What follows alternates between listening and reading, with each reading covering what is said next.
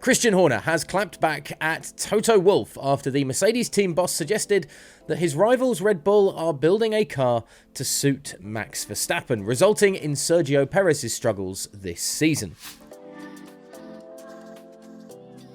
Wolff, who has suffered like everyone else, watching Red Bull Racing race away from the rest of the competition in both championships this season, appears to believe that the RB19 has been built with just one driver in mind, leading to the gulf in performance we're seeing this season between Red Bull Racing's two drivers, and leaving Perez with the impossible task to try and keep pace with the Flying Dutchman.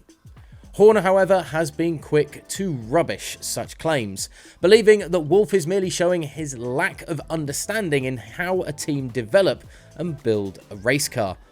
"You develop a car to be as quick as you can," said Horner, "and sometimes quick cars are difficult cars.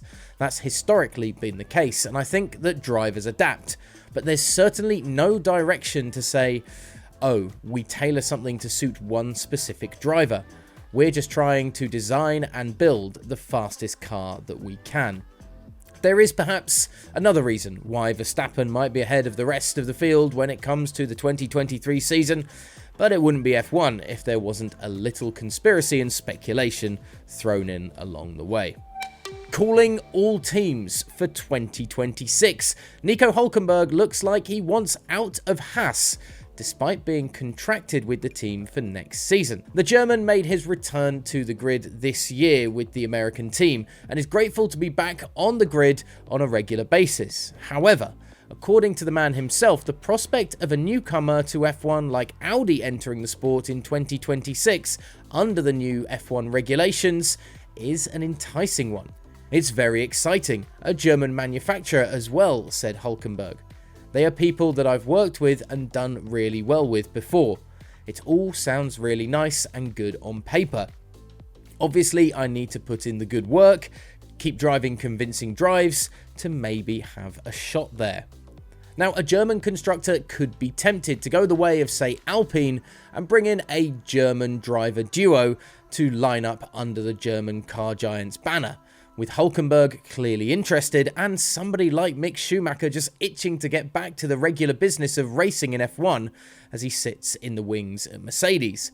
Although CEO of Audi Formula Racing, Adam Baker, has ruled out basing their driver lineup in 3 years' time on anything other than performance, telling Planet F1, "It's too early to talk seriously about drivers, but any decision that does get made for race drivers will be made primarily based on performance. That's the highest priority." And finally, Fernando Alonso is hoping he'll be back in the mix for the top of the podium in Singapore when we get back to racing this coming weekend. The 42-year-old has seen his career rejuvenated at Aston Martin, sat third in the drivers' standings and 7 podiums from 14 races. He's also been outperforming on a regular basis his teammate and the boss's son, Lance Stroll, at Aston Martin. Despite a dip in form, however, over the last few races, as McLaren, Mercedes and Ferrari have all caught up the Silverstone-based team, Alonso is gearing up for the street circuit in Singapore with a spring in his step and an optimistic outlook for the weekend. "Singapore will be better than Monza, that's for sure," said Alonso after the 9th place finish in Italy. "But to win a race, we already know how hard it is.